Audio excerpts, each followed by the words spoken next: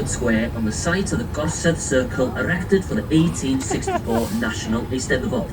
Eisteddfod is a cultural festival where musicians, singers, poets meet in the spirit of friendly rivalry to decide who's the best, and the members of the Gorsedd Circle uphold the druidic traditions of the ancient bards or poets.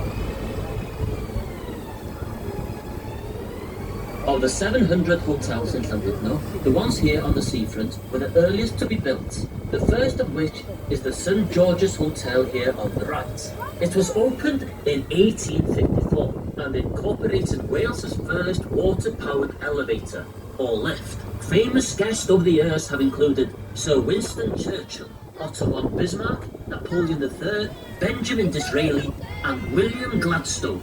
As we've travelled along the seafront, have you noticed the lack of garish and bright facades of these hotels? That's because the owners are required to use the pastel-coloured chart provided by the powerful Austin estate when choosing a colour for the outside of the buildings.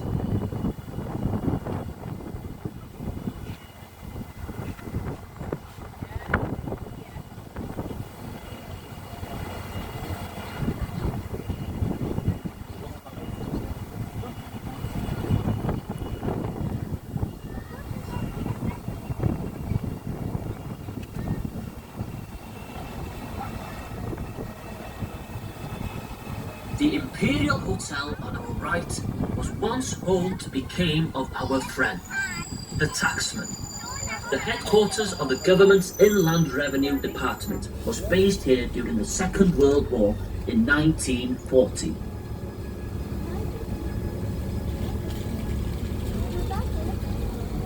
The Marine Hotel was home to Queen Elizabeth of Romania for 5 weeks in 1890 while she was here recuperating, and we'll hear more about her later in the tour.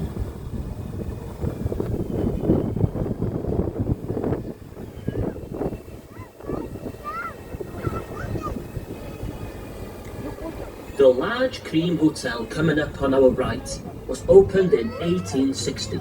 That was taken over 2 years later by Dr. Henry Thomas, who used it as the Llandudno hydropathic establishment, hence the name Hydro.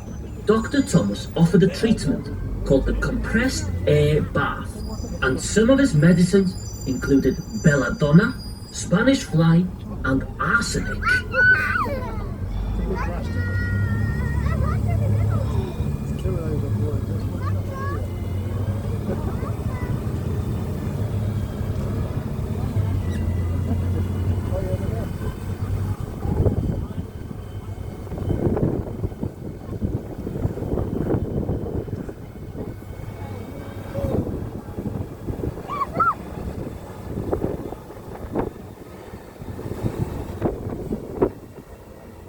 On our right is the North Wales Theatre, Venue Cymru, opened in 1994 by His Royal Highness Prince Charles, the Prince of Wales.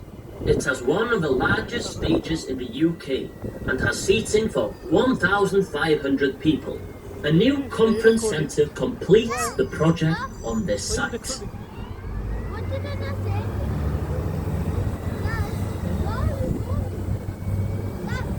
If visibility is good, You may see the many wind turbines out in the Irish Sea to your left.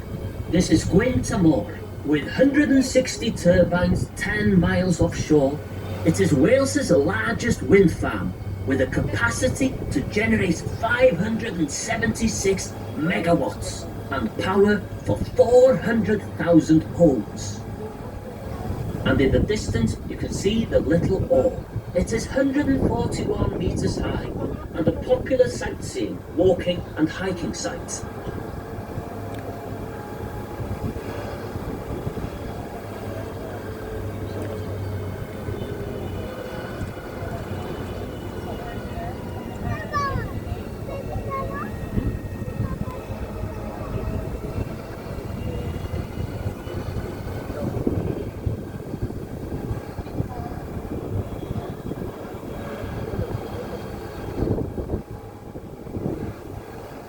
Just up ahead of us are the paddling pool and lifeboat station.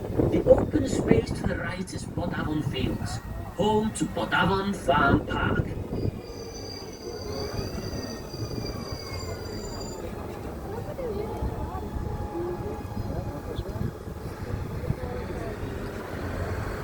We are now arriving at stop number 2 for Bodafon Farm Park. Please check with your brochure for the times of our buses.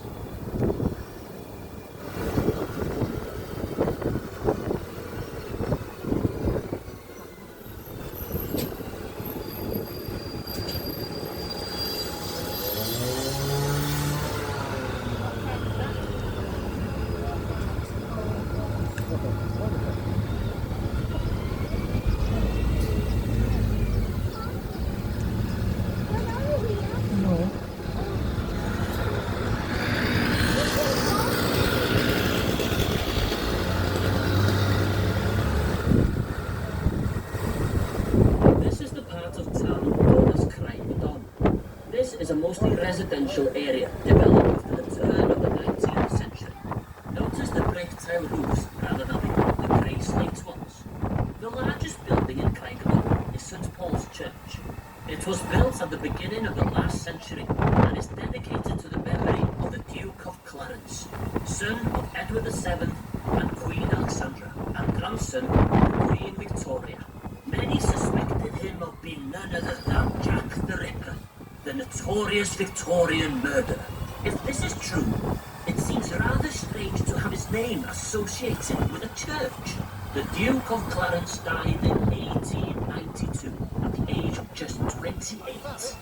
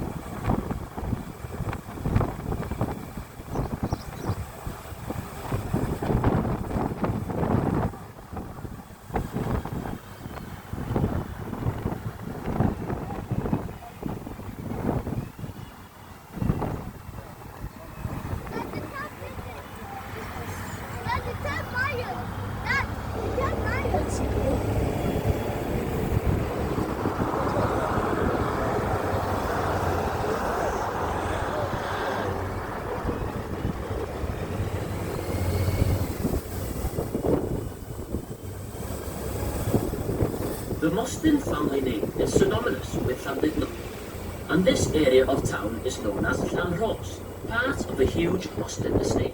Coming into view on our left is the pretty little church of St Hilary. It stands on the site of a 6th century church, and is the burial place of members of the Mostyn family. Most of the gravestones in the cemetery are black on the instructions of Lady Augusta Mostyn back in the 19th century.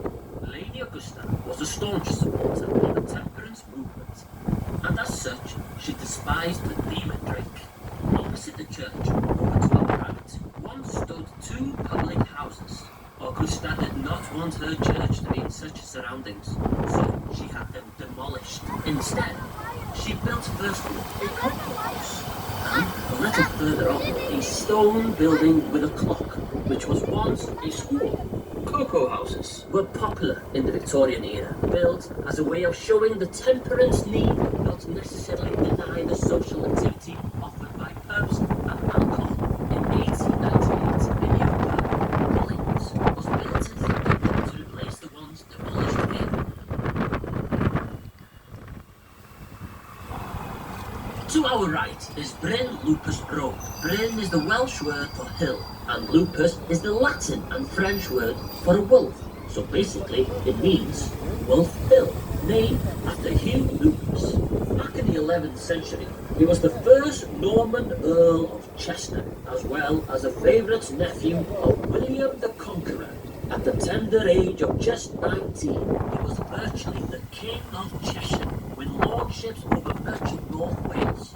This brought him great wealth, and a lifestyle not unlike that of Henry VIII some centuries later. Perhaps that's why history books often refer to Hugh the Wolf as Hugh the Fat. Setting out from his base in Chester, he did try to subdue the Welsh, but he didn't do such a good job though, because the Welsh are still here today to tell the tale.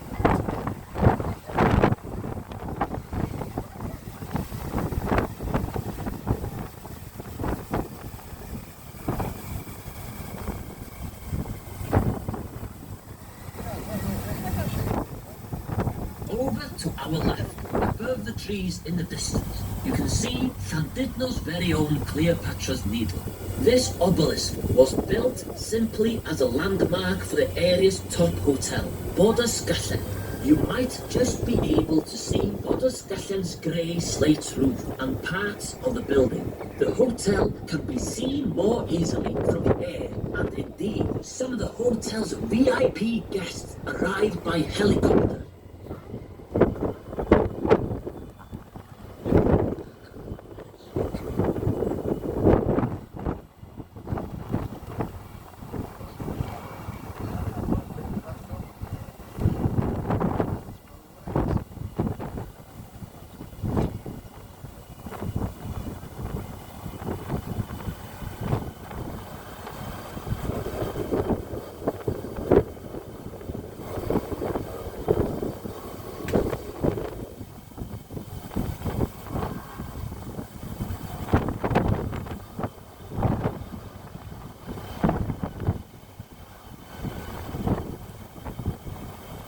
Looking ahead of you now, weather permitting, you will see a spectacular view of Llandudno.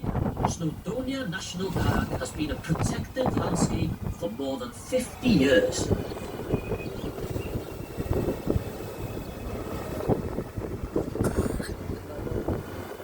As we come down the hill, you will catch a sight of Conwy, its castle and quayside, and the River Conwy estuary.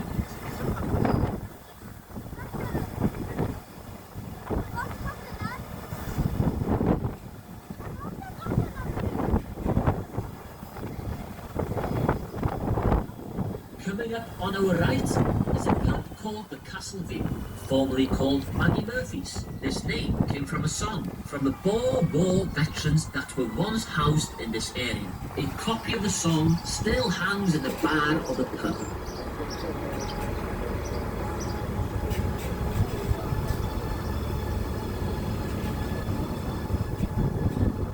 Over to our right then, you can see the turrets and battlements of Conwy's famous castle, which was built between 1283 and 1287, and commissioned by King Edward I as he took control of North Wales from the indigenous Welsh.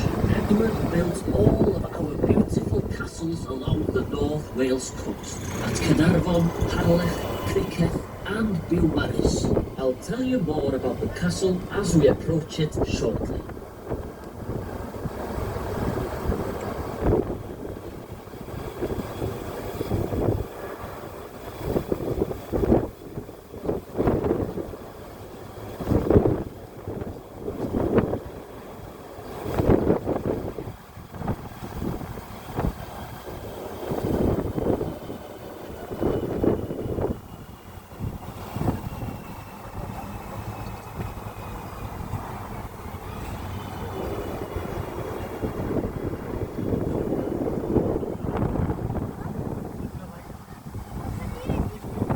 This now is Llandudno Junction, where the main railway line from London Euston runs to Holyhead at the far side of the Isle of Anglesey. There, you can catch the ferry to Dublin, the gateway to the Emerald Isle. No, this side, this side. No, here. Would you please download? Oh,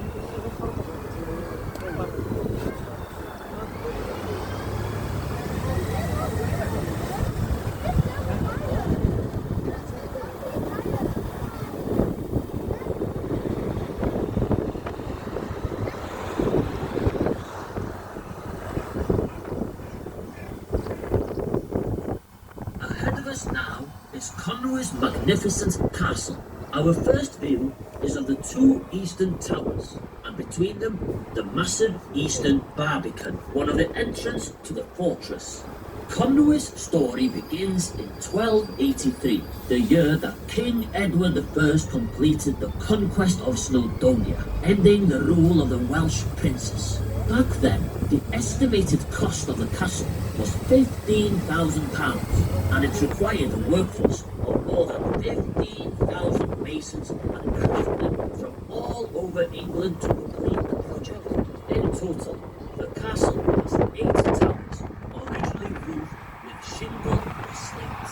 Once completed, the castle walls would have been limewashed or whitewashed, certain traces of which can still be seen on its walls today. What an incredible sight it must have been, standing gleaming white at the base of the dramatic backdrop of the Snowdonia Mountains. Before we enter Conwy, look to our right and slightly ahead, and you'll see the town's quayside. At the end of the terrace of houses closest to us, you might spot a little red house, or then again, you may not, for it is in fact the smallest house in Great Britain, just 72 inches wide and 122 inches high.